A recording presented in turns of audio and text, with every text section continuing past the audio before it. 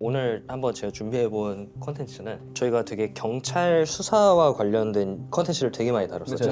근데 이거에 대해서 딥하게 한번 이야기를 나눠보지는 않았던 것 같아요. 그래서 오늘은 불법적인 수사들의 역사에 대해서 한번 이야기해보면 좋을 것 같습니다. 늘 말씀드리지만 경찰 수사가 지금은 그래도 많이 나아지긴 했지만 예전에 정말 문제가 많았어요. 진짜 너무 문제가 많아서 그걸로 인해서 진짜 막 정말 억울하게 희생당하시는 분들이 너무 많잖아요. 지금 솔직히 교도소에 계신 분 중에 진짜 억울하신 분들이 더 있을 수 있다고 생각을 합니다. 밝혀내지지 못해서 그냥 그렇게 있는 거지. 그리고 사실 역사는 반복된다고 생각을 하는 게 최근에 나왔던 뭐 김신혜 씨 재심 사건이라든지 동탄 화장실 무고 사건이라든지 막 이런 것들이 다 괴를 같이 하는 사건들이에요. 맞아요. 지금 형태만 바뀌었을 뿐이지 예전에는 뭐 살인죄 이런 것들이 지금은 이제 성범죄로 바뀌고 있을 뿐이지 똑같다. 그렇죠. 결국에는 증거가 확실하면 문제가 없겠지만 그렇죠. 대부분 사건들은 증거가 확실하지 않잖아요. 결국에는 의심을 받는 피해자의 진술, 이 진술의 신빙성이 누가 맞는지에 따라 대부분 달라지는데 선입견을 가지고 한쪽을 조지면 이거는 제대로 된 결론이 나올 수가 없거든요. 그러니까 진술이라는 거는 사실 판사도 사람이고 검사도 사람이고 경찰도 사람인데 사람이 사람의 마음속에 들어가 보지 않는 한 그 말이 진실인지 거짓인지 예단을 가지면 안 되는데 예전에는 예단을 가지고 너 범인이야 하고 그냥 몰고 가가지고 자백 강압적으로 두드려 패서 받고 뭐 그렇게 해서 진술 증거를 금과 옥조처럼 써버리니까 이런 폐단들이 발생한 거죠. 그 작년에 있었잖아요. 동탄 화장실 사건 같은 경우는 그냥 헬스하러 갔다는 사람인데 갑자기 어떤 미친 여자가 지금 얘가 저 화장실 와서 나 보면서 다고 얘는 운동밖에 안 했는데 그 말 듣고 와가지고 야 너가 범인이네 그런 식으로 몰고 가가지고 그렇게 됐던 사건 아니 이게 뭐 옛날도 아니고 작년이잖아요. 작년이에요. 작년이고 그것도 결국은 무고로 처벌 안 됐잖아. 입건만 했지 결국 하는 신용만지 처벌 안 했잖아. 그러니까 이렇게 하면 안 된다 이거예요. 그러면은 대한민국에서 불법 수사가 아직까지도 사례들이 계속 나오고 있는데 나오고 있죠. 불법 수사라고 하면은 좀 큰 틀에서 보면 어떤 것들이 좀 있을까요? 일단 가장 큰 잘못은 그 이견이 없을 것 같아요. 자백 강요죠. 그 잘못된 수사가 엄청 오래전부터 있었고 지금도 그런 부분에 대해서는 고문이나 그런 건 없다고 하더라도 진짜 너 큰일 난다 그런 식으로 자백을 강요하는 게 엄청 많거든요. 왜 그러냐면 형사사건은 경찰 입장에서는 자백을 하는 거랑 부인을 하는 거 두 개밖에 없거든요. 자백을 하면 할 게 없어져요. 얘가 부인을 하게 되면 이걸 입증해야 되잖아요. 그러니까 일할 게 많아지니까 어떻게든 자기들 편하려고 야 생각 잘해 다 증거 있어 그런 식으로 완전히 협박을 해서 자백을 하려고 하거든요. 그러니까 이게 저는 그렇게 믿고 싶진 않고 대부분 안 그러신 훌륭하신 수사관님들과 검사님들이 많지만 공무원이다 보니까 실적을 쌓아야 되고 실적을 쌓았는데 내가 이 사건 하나만 하는 게 아니야. 사건을 막 수십 건 수백 건씩 배당받아서 갖고 있어. 근데 이 하나를 막 무슨 살인의 추억에 나오는 사건처럼 막 영화에 나오는 사건처럼 드라마에 나오는 사건처럼 팔 수가 없잖아요. 그러니까 조금 더 쉽게 하려고 하는 경향성들이 묻어나는 경우에 이런 폐단들이 발생하는 거죠. 우리가 알고 있는 살인의 추억, 화성 연쇄 살인 사건 그때도 이제 그 진범은 따로 있었잖아요. 이춘재 씨. 완전 범인도 아닌 사람을 범인이 돼서 얼마나 억울하겠어요. 나는 하지도 않았는데.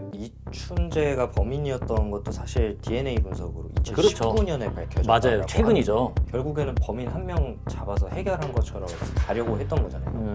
이렇게 좀 옛날 같은 경우에는 이런 강압적인 수사가 있었다라고 하는데 실제로 고문을 하거나 이런 게 실제로 있었다는 건가요? 실제로 있었죠. 예전에 영화에 나오는 것들이 다 가짜는 아니에요. 영화에서 막 두드려 패고 예전에 뭐 고문을 하다가 이제 죽은 사건도 있었고 뭐 그런 사건들이 너무 많아서 사법당국 특히 수사당국 뭐 경찰 특히 경찰이 그런 짓을 많이 했었죠. 그런 것들에 대해서는 너무 많은 비판과 이렇게 제도 개선이 이루어지긴 했어요. 그러니까 약간 사회적인 분위기가 뭘 해도 결과만 얻을 수 있으면 폭력을 해도 된다라는 게 좀 관대했던 분위기가 좀 있었던 것 같아요. 교육적인 부분에서도 체벌 같은 경우가 상당히 많이 이루어지기도 했었고 근데 심한 폭력이 너무 많았죠. 그래서 뭐 턱 치니까 그 사건 그렇죠. 영화 1987이었나? 조상아리 책상을 탁 치니 억하고 쓰러졌답니다. 그 정도로 내가 이 사람이 나쁜 놈이니까 정의를 실현한다라는 잘못된 관념하에 두드려 패서라도 자백을 받아서 전과자를 만들겠다라는 그런 잘못된 신념이 결합돼서 이런 폐단이 발생됐던 거죠. 그러면 여기서 조금 궁금한 게 있는데 대한민국에는 경찰이 있고 검찰이 있잖아요. 경찰은 어느 범위까지 수사를 하고 어느 범위까지 결정을 내릴 수 있는 것이며 검찰은 어떻게 해서 이 사건을 배당을 받아서 어떻게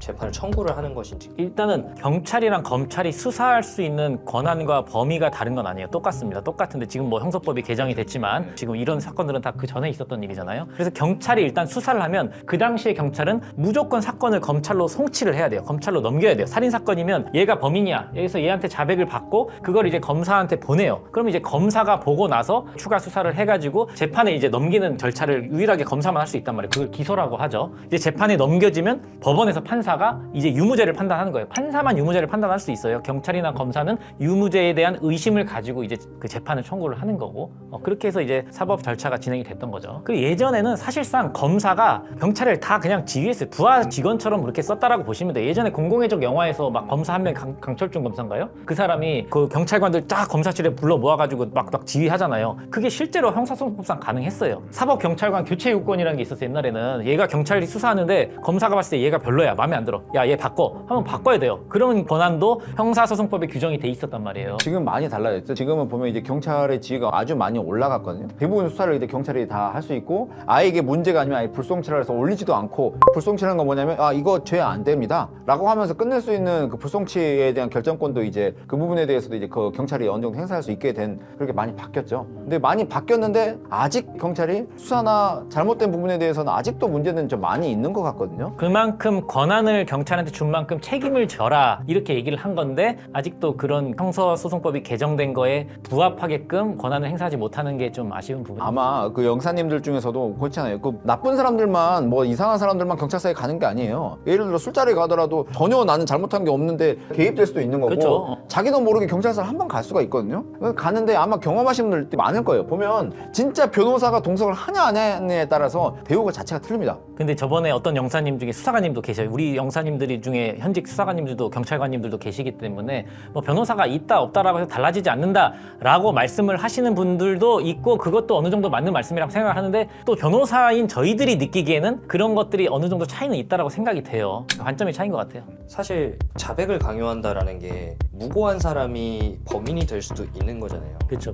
대한민국 법 안에는 기본 원칙이라는 게 있다고 알고 있는데 그거에 대해서 한번 설명을 좀 해주시면 좋을 것 같아요. 그 대한민국 헌법 27조에 무죄 추정의 원칙이 명확하게 규정이 돼 있죠. 모든 사람들은 유죄 판결을 받고 그것이 확정되기 전에는 무죄로 추정이 되는 거예요. 그러니까 이 사람이 범죄자다라고 단정을 하면서 수사를 진행해서는 안 돼요. 재판을 진행해서는 안 돼요. 판사도 재판 도중에 판결로만 말을 해야지 막 유죄의 심증을 가지고 막 누군가를 막 한다라거나 하는 거는 사실 부적절한 거예요. 그런데 사실상 실무에서는 그렇게 진행되기가 어려운 측면들이 있잖아요. 동탄 사건도 마찬가지고, 일단은 누가 나쁜 짓을 했으면은 너 범죄자 아니야? 라는 그런 유죄의 심증을 가지고 수사를 하다 보니까 이런 폐단들이 발생하는 거죠. 이 폐단이 왜 그러냐면, 방금 크님께서 말씀하신 것처럼 예전에는 과학수사 같은 게 그런 뭐 CCTV 같은 것도 없었고, 과학수사 같은 경우도 되기가 어렵기 때문에 일단은 증거가 없잖아요. 증거가 없는데 지금 이 범인을 못 잡으면 날아가는 경찰들 목이 엄청 많아요. 그러면 내가 이걸로 이제 가정 생계도 책임져야 되고 진짜 나쁜 새끼 잡아야 돼요. 그러니까 유혹이 생기는 거죠. 야, 저 족쳐보자. 야, 너 어제 뭐 했어? 저 어제 밥 먹었는데. 누구랑 먹었어?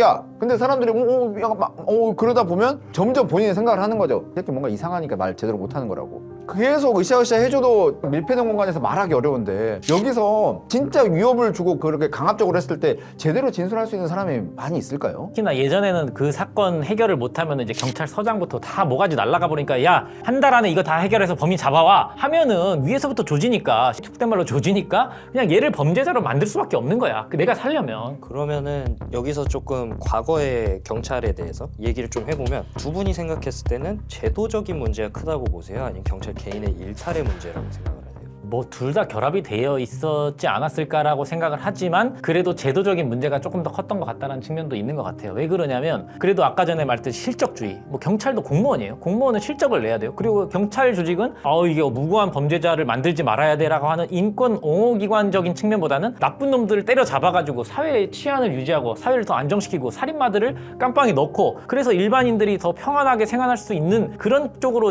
포커스를 맞추고 일을 해오다 보니까 범죄자를 잡는 거에만 파란이 돼 있었던 거예요. 제도적으로 사회적인 분위기가 저는 다 그렇게 몰아갔던 것 같아요. 예전에는 경찰들이 잘 족치는 사람, 그런 사람을 데려서 유능한 경찰로 대접을 해주고, 어떻게든지 다백을 받아오는 사람, 그 사람을 이제 막 대우를 해주기 때문에, 저희 어렸을 때 선생님한테 많이 두들겨 맞았잖아요. 저 맞았죠. 네, 두들겨 맞을 때 아마 그 선생님도 그랬을 거예요. 자기도 미친 듯이 때리면서 자기는 엄청난 좋은 교육자라고 생각을 했을 거예요. 그때 당시에는 잘 때려서 훈육을 잘 시키면, 야, 너 좋은 교육자다.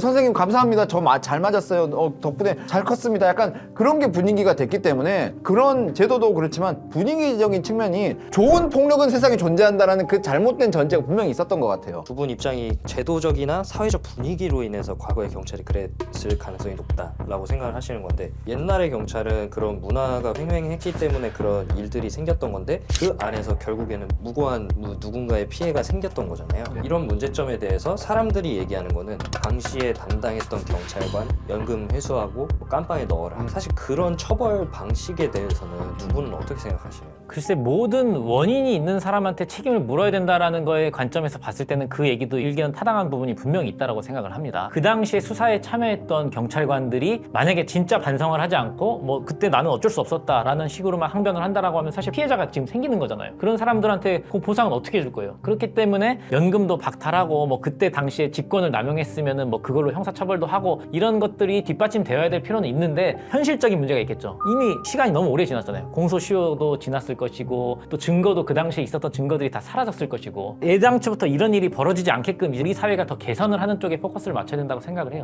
저도 동일하게 생각을 하고요. 이런 문제가 안 생기려면 결국에는 저는 두 가지가 필요하다고 생각을 하는 게 첫 번째는 법이 일단은 애초부터 이렇게 자백을 강요하지 않도록 그런 법적인 부분도 좀 정비가 돼야 될 것 같고 그리고 두 번째로는 결국에는 판사님들의 역할도 클 거라고 생각을 하거든요. 최근 들어서도 저희가 늘 얘기했잖아요. 방금 우리가 동탄 사건을 얘기했었는데 동탄 사건도 그렇잖아요. 정말 거지 같은 여자가 그냥 말도 안 되는 거짓말을 해서 그냥 운동 열심히 하는 사람 인생을 끝낼 뻔했잖아요. 그때 강원수 변호사랑 저희가 얘기했잖아요. 이거 무고 처벌 절대 안 할 거다. 어떻게 됐어요? 저희 말도 됐잖아요. 근데 이번에 대법원에서 이 무고죄 이런 거짓말로 해서 인생을 박살내는 이런 사람들에 대해서 이 무고죄에 대해서는 정말 범위를 넓혀주는 판결을 내리셨거든요. 좋은 이런 판결들이 나와야지 경찰들이나 그런 수사를 하는 사람들도 요즘 법이 이렇게 바뀌었대. 판결 경향이 바뀌었대. 피해자들의 인권이나 그런 부분을 보호하는 방향으로 바뀔 수 있다고 생각을 합니다. 더 나아가서 저는 무고죄 전담 수사팀을 만들어야 된다고 생각을 해요. 무고죄라는 거는 누군가가 거짓말하는 거를 밝혀내야 되잖아요. 사실 누군가가 거짓말했다라는 걸 밝혀내기가 정말 어렵잖아요. 그러려면 수사를 엄청 치열하게 해가지고 뭐 여러 가지 정황 증거도 수집을 하고 참고인들 조사도 하고 CCTV도 분석을 하고 해야 되는데 경찰은 그럴 만한 지금 인력 한계가 있어요. 그러니까 성범죄 사건은 피해자 진술만 듣고 그냥 유죄로 기소 의견으로 송치하는 거 너무 쉽단 말이에요. 그렇게 쉽게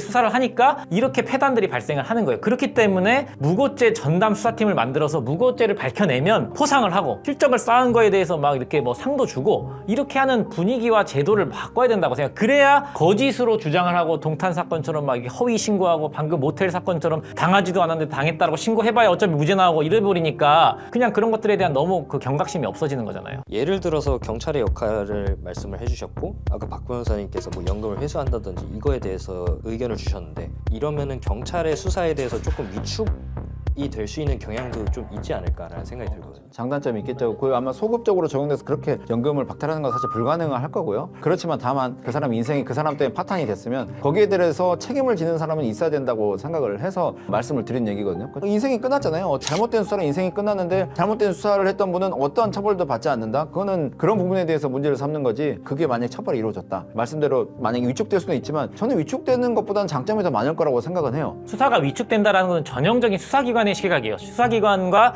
경찰의 시각이란 말이에요. 왜냐면 진짜 무고한 범죄자를 10명의 범인을 진짜 범인을 놓쳐도 무고한 범죄자 한 명을 만들지 말라는 게 진짜 형사소송법의 대명제잖아요. 사실 그런 관점에서 이거를 더 바라보고 접근을 해야지 수사가 위축된다? 아니에요. 이미 엄청난 조직을 가지고 있어요. 그리고 만약에 경찰에서 수사를 해서 불송치를 한다. 그럼 피해자가 이의 신청을 해서 검사가 다시 수사를 할 수도 있는 것이고 박건호 변호사님 말씀하신 것처럼 다시 나중에 고소를 해서 또 수사가 진행이 될 수도 있는 거잖아요. 수사가 위축된다라는 미명하에 예전에 했던 거를 정당화할 수는 없다라고 저는 그렇게 생각합니다. 그리고 여기서 하나 궁금한 게 경찰의 실적이라 함은 기소로 넘겼을 때가 기준이 되는 것인지 1번 그리고 두 번째는 기소를 안 넘기고 무혐의로 끝냈을 때 그때는 이게 실적이 안 되는 것인지 도대체 그 실적을 쌓으면 경찰한테는 어떤 혜택이 가는 건지 자, 세 개 다 말씀드릴게요. 일단은 경찰은 기소 의견으로 검찰로 송치하면 그게 다 실적이 됩니다. 그리고 불송치를 하게 되면 범인을 검거한 게 아니죠. 불송치를 하게 되면 그냥 인권 옹호 기관이 된 거예요. 그러니까 그거는 실적이 안 된단 말이에요. 그러면은 이제 상급자가 또는 뭐 중앙경찰청에서 서울경찰청에서 또는 경찰청 본청에서 실적이 좋은 경찰서를 매길 때는 다 그런 것들이 이거 범인을 몇 명이나 검거해서 검찰로 넘겼어? 이런 것들만 실적으로 보니까 나중에 1심, 2심, 3심까지 재판에서 유죄, 무죄 나는 것까지 팔로우업 할 것 같아요? 절대 안 해요. 어떻게 나는지 결과도 몰라요. 재판에서 어떻게 진행되는지 관심이 없단 말이에요. 그렇기 때문에 이 우리 사법제도가 더 잘 정착이 되려면 이 경찰이 넘긴 사건이 최종적으로 법원에서 어떤 판결이 나는지까지도 데이터로 잡고 그렇게 해서 실적을 매겨야 된다라고 생각을 했는데 현실적으로 그게 어렵죠. 왜냐면 재판 나는 데까지 말씀을 드렸잖아요. 최종적으로 한 3, 4년 걸리잖아요. 그럼 이미 그 경찰관들은 다 다른 데로 전보 조치가 됐어요. 이미 승진을 했거나. 그렇기 때문에 이게 현실적으로 어려운 부분은 있지만 불송치를 하거나 무혐의를 만든 것도 실적으로 잡아주는 제도 시스템, 인사 효과 시스템이 만들어져야 된다고 생각해요. 지금 경찰 불송치 결정문을 보잖아요. 사실 너무 부실해요. 왜 불송치가 났는지 잘 모르는 정도로 너무 부실하게 써져 있는 경우가 많단 말이에요. 지금 그런 거에 대한 형사 형사소송법이 개정된 지 이제 한 5년 정도밖에 안 됐잖아요. 몇 년 안 됐잖아요. 아직 데이터랑 이런 게 실적들이 많이 안 쌓여 있어요. 더 그런 것들을 많이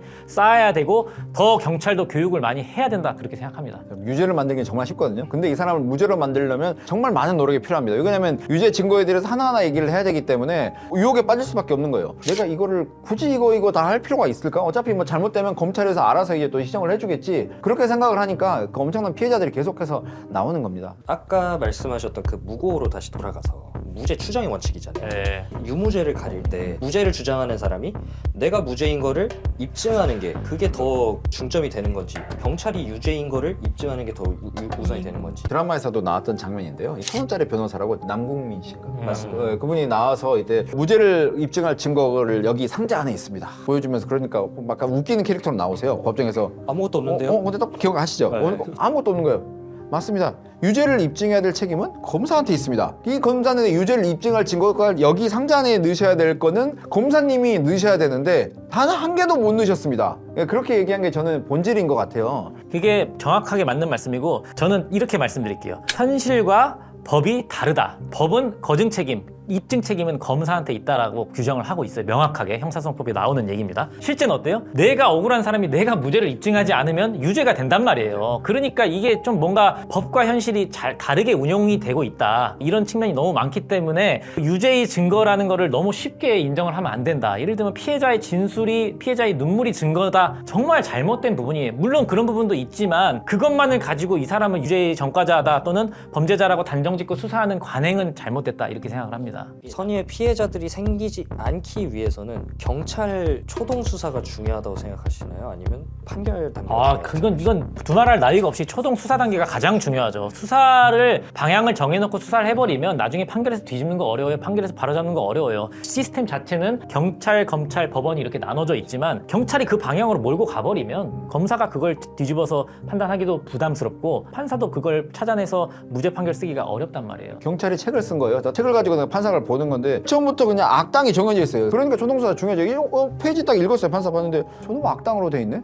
그러면 아무리 판사 객관적으로 생각을 하려고 하더라도 그 책에서 모든 서사 구조가 다 악당으로 되어 있는데. 그리고 더 나아가서 만약에 그렇게 잘못된 프레임을 짜줬어요. 근데 이제 변호인을 이제 유능한 변호사를 선임을 해가지고 억울한 거를 하나하나 다 다투는 그런 피의자나 피고인에게는 어느 정도 그래도 개선이라든지 좀 바로잡을 수 있는 가능성이나 기회라도 있어요. 다만 그렇지 않은 피의자, 피고인들도 많잖아요. 그 내가 다투지도 못해버리고 그냥 이미 짜놓은 프레임으로 그냥 쭉 가버리는 거야. 그러면은 그냥 일사천리로 그냥 유죄까지 나고 그냥 구속되는 거란 말이에요. 그렇기 때문에 경찰의 역할이 정말 중요하기 때문에 경찰관님들한테 계속 이 영상 드리면서 말씀을 드리는 겁니다. 오늘 이렇게 저희가 예전의 역사적인 사건부터 해가지고 잘못된 수사 관행을 통해서 이루어졌던 잘못된 결과들 이거에 대해서 한번 좀 토론을 해보고 개선점들도 많이 논의해보는 그런 좋은 시간을 가졌어요. 저희가 경찰을 비판하기 위해서 했다라기보다는 이런 역사적인 사건들이 더 이상 반복되지 않기를 바라는 마음에 15년차 변호사로서 말씀을 드린 거니까 오늘 영상을 보시고 혹시 수사관님들이라든지 아니면 또 다른 진짜 피해를 입으신 분들도 자유롭게 의견 남겨주시면 저희도 또 댓글 달아드리도록 그렇게 하겠습니다.